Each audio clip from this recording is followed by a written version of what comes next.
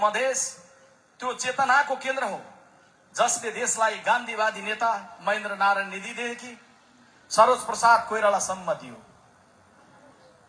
Sir कटा लेंगे महाराज लेकिन झुकाएंगे नहीं भनेर भन्ने रामनारायण मिश्रज्यू। मुस्लिम समुदायको सशक्तिकरण गर्दै राष्ट्रको नेताको रूपमा शेख इन्द्रिस दियो, महेश्वर प्रसाद सिंहहरू दियो। हामी उहाँहरूले अघि बढाएको मधेस र देश रूपान्तरणको यात्रा अघि बढाउन उहाँहरूप्रति श्रद्धा व्यक्त गर्दै पछिल्लो दिनमा मुलुकलाई नवीन ढंगले मधेसलाई नवीन ढंगले लिएर अघि जान प्रतिज्ञा गर्नलाई मधेसमा आएका छौं। यो मधेस त्यो भूगोल जहाँ अनेक भाषा छ, अनेक धर्म छ, अनेक संस्कृति छ, अनेक पहिचान छन्। जानकी मैयाको यो भूमिमा सबैको सम्मान सम्वर्धन र पहिचान वृद्धि गर्ने प्रतिज्ञा गर्नका लागि आज हामी तुरुतिया गाछी मैदानमा आएका छौं। यो मधेस हामी सबै नेपालीको पेटमा सबैभन्दा बढी अन्न पुर्याउने उर्वर भूमि हो। हामी मधेसका सबै आदरणीय किसानको पसिना अनि अन्नको एक एक दाना प्रति कृतज्ञता व्यक्त गर्नका लागि यहाँ आएका छौं। हामी जान्दछौं देशलाई दुखिरहेको छ, मधेसलाई दुखिरहेको छ। यो बेला मूल प्रश्न कसलाई जिताउने भन्ने होइन, मूल प्रश्न विषम परिस्थितिमा देशलाई कसले सम्हाल्न सक्छ भन्ने मूल प्रश्न हो। 84 मा हुनुपर्ने निर्वाचन 82 मा किन हुँदैछ? किन जल्यो 74 आमाको कोख? किन जल्यो तपाई हाम्रो साझा घर सिंहदरबार? किन जल्यो यहाँको मुख्यमन्त्री कार्यालय? किन भए कैयौं घाइते? किन जले पार्टीका कार्यालयहरू अनि व्यावसायिक प्रतिष्ठानहरू किन जले? यसको जराको कारण पहिल्याउन सकिएन। भएका काम नागरिकलाई बुझाउन नसक्दा, मुलुकलाई सही ढंगले सुशासन दिन नसक्दा जे अवस्था भए यसलाई सबभन्दा पहिले गहिराईसँग पहिचान गर्न जरुरी छ। यसरी भन्दै गर्दा नेपाली कांग्रेस पार्टी विशेष महाधिवेशन सम्पन्न गरेर मधेसलाई कहाँ दुखेको छ, पहाडलाई कहाँ दुखेको छ, कुन मोडमा नेपाली नागरिकलाई कहाँ हन्डर परेको छ, कहाँ पीडा परेको छ, कहाँ कुन मोडमा को किन रिसाउनु भएको छ, यो सबै कुरा विशेष महाधिवेशनबाट एमआरआई जस्तो एक्सरे गरेर रिपोर्ट निकालेर कांग्रेस त्यसलाई सम्बोधन गर्ने भन्ने संकल्पका साथ आज मधेसमा आएको छ, प्रतिज्ञा गर्नका लागि आएको छ। आज चुनावको मैदानमा भिन्न भिन्न प्रवृत्ति तपाई हामी देखिरहेका छौं। एउटा प्रवृत्ति छ भदौ 23 अगाडि देशमा सब ठिकठाक थियो भनेर सोच्ने प्रवृत्ति।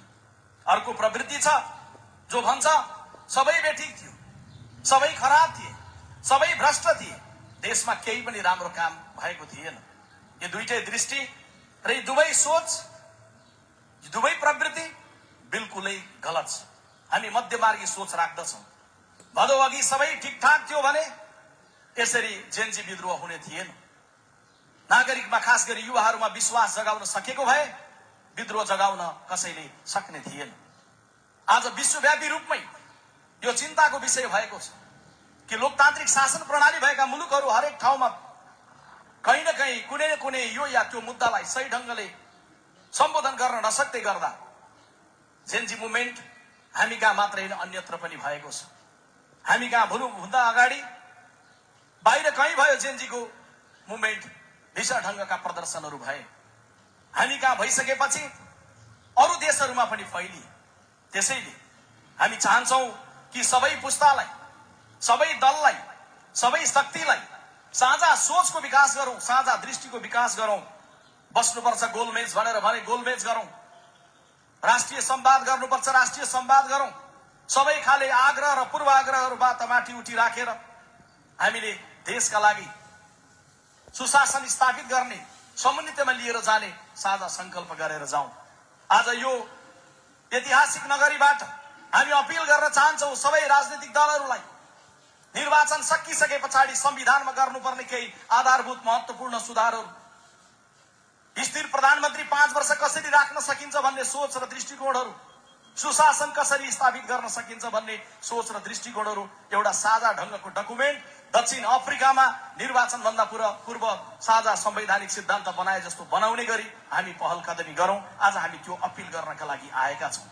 हामी यो बेलामा मधेसको माटोमा नेपाली नवयुवाहरूले प्रस्तुत गरेको मुद्दालाई, भावनालाई सही ढंगले सम्बोधन गरेर जाऊ भन्ने कुराको अपील गर्नका लागि आएका छन्।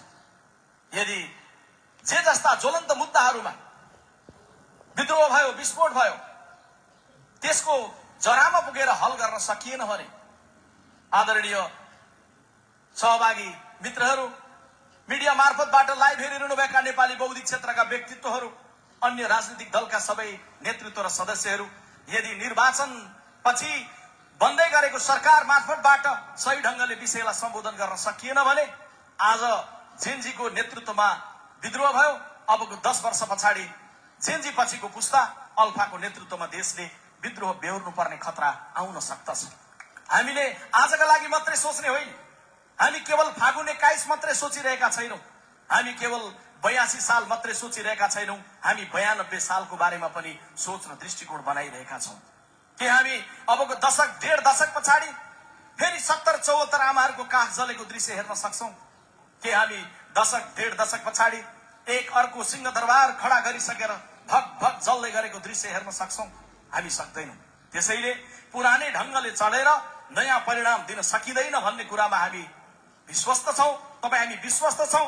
त्यसैले प्रश्न नयाँ संसद बनाउने, प्रश्न नयाँ सरकार बनाउने भन्ने मात्रै होइन, हामी आफू नयाँ बन्न सकेनौं भने, हामी आफू चाहिँ बदलिन सकेनौं भने निर्वाचनबाट सरकार बदलेर मात्रै देश बदलिन सक्दैन।